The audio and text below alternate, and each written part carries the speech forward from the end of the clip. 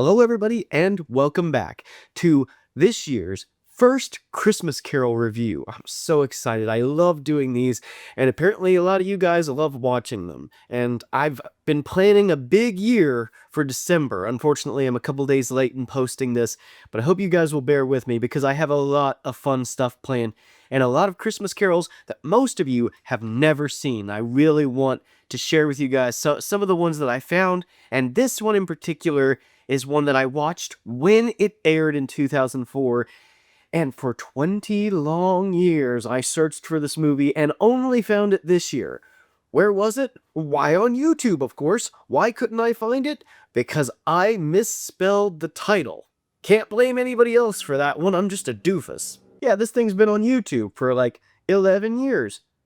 I could have been watching it the whole time, I'm just an idiot.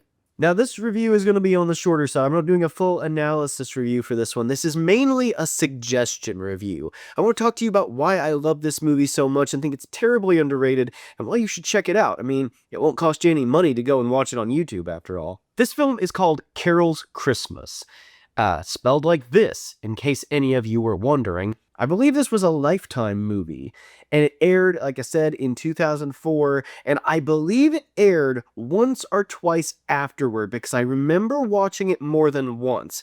But the Wikipedia article and everything else I've seen says it just aired the one time, but I'm certain I watched it at least one other year.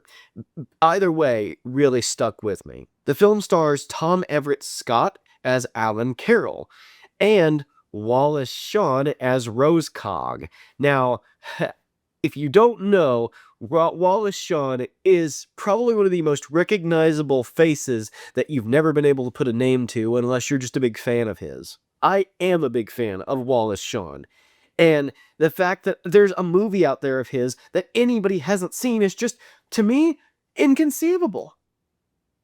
This whole film is built on a misunderstanding. It's hardly the newest idea nowadays, but at the time I can't remember ever seeing anybody having done it before.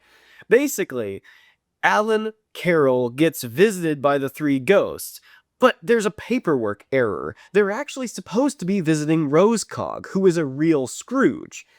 Alan, on the other hand, doesn't really hate Christmas. It just seems like Christmas never works out for him. But we very quickly pick up on the fact that Alan actually is his own worst enemy. He tends to spoil his own chances of happiness rather than anybody else or the season doing it for him. The three ghosts are Barry Friedman. You seem like a great guy and no one can see us. Ooh, whoa. I know anything goes with the kids today, but not with me, my friend. I don't do that well at night before the battle, sure, but we were so young, so scared, we reached out for each other. Barry. Huh? Joni McDougal. What's so funny? It just dawned on me.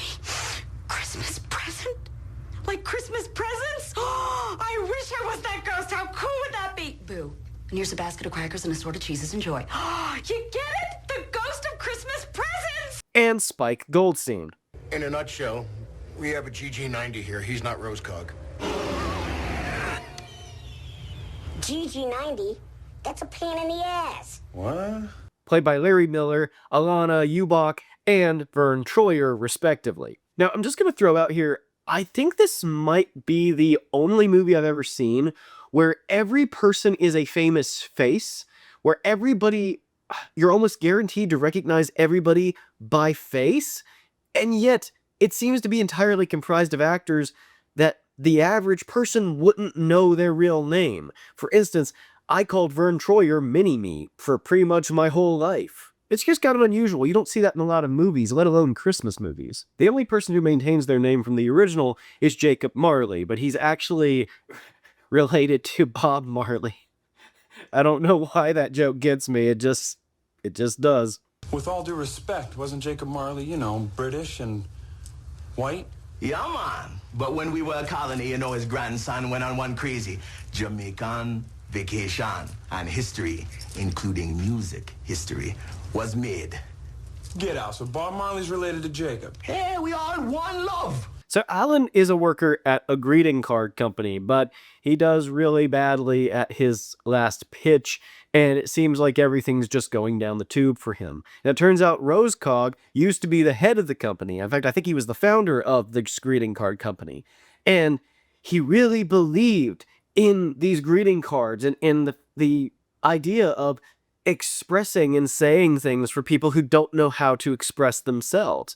He saw it almost like a ministry. Some people think that greeting cards are nothing more than trifles. I heartily disagree. We are the expressors for those who cannot express. We are packaging hugs and laughs and tears for the masses. Wait, this is amazing. Seb believed in the cards. Just like I did. Now, what's really interesting about this is that we see Alan's past in the flashbacks and etc. with the ghosts, but we also see Rosecog. So Alan is learning about Rosecog and learning about himself, and we see the reason why Alan does not. He's kind of nervous about proposing to his new girlfriend because he had a terrible incident proposing at one point in the past. Will you marry me?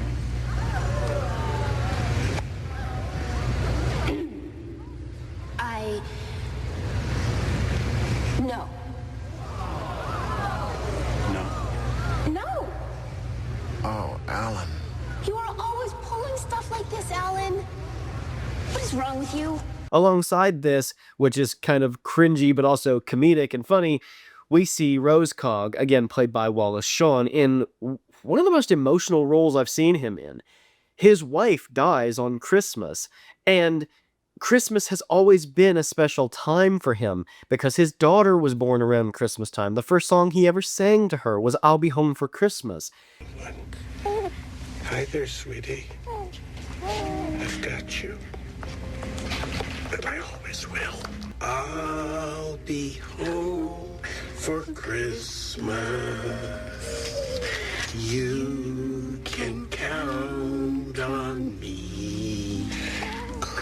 And yet, when his wife died around Christmas time, he was working late at the office, and by the time he got to the hospital to see her, she was already dead, and she died believing that he had abandoned her and was not coming.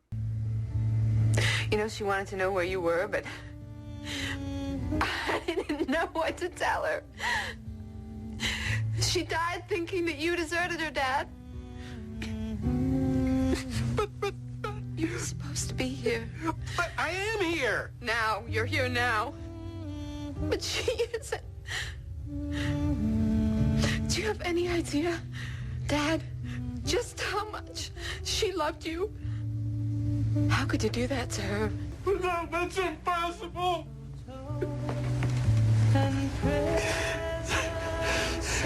Do you hear me, sweetheart?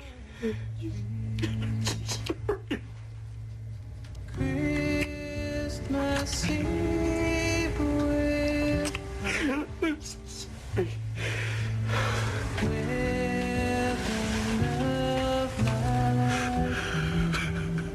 When he comes in, he's talking to her dead body, trying to say, like, if you can hear me, I'm so sorry. I'll Be Home for Christmas plays on the radio, and this time it's a source of injury for him. Will you shut up?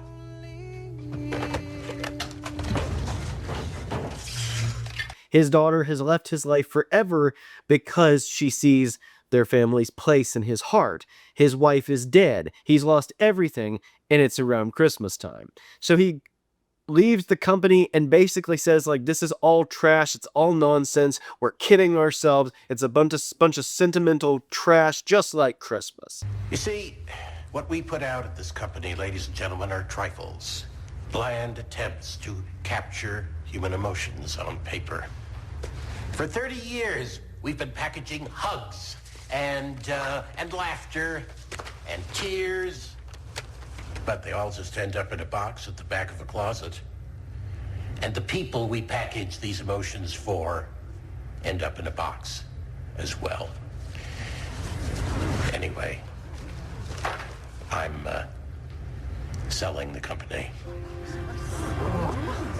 Now, once returning to the present, Alan has been changed by seeing his own past, but also has the motivation to go and speak to Rosecog and try to convince him that, no, Rosecog, you don't have to live in bitterness. You can turn your life around. So it's kind of a neat idea that the ghosts don't visit him directly, but yet that same sort of Christmas spirit can spread from one person to another. I really enjoyed that aspect.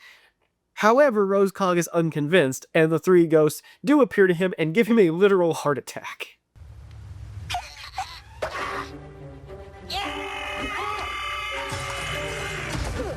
That was neither scary nor smart, just idiotic and painful.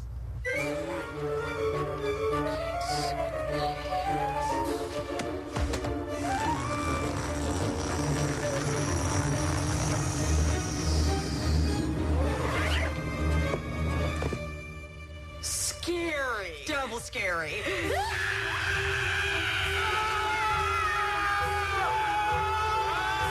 What do you think now, Mr. Rosecog? Huh? Am I crazy now?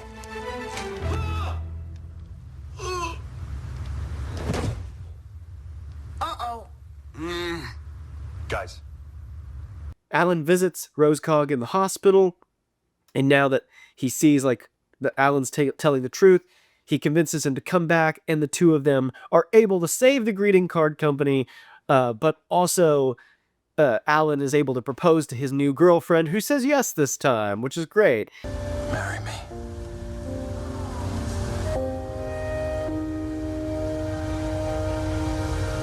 No, Alan.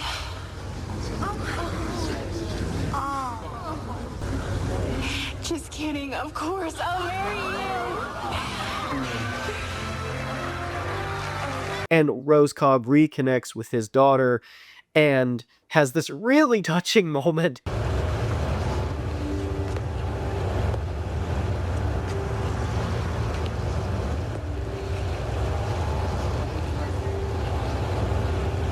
I'll be home for Christmas.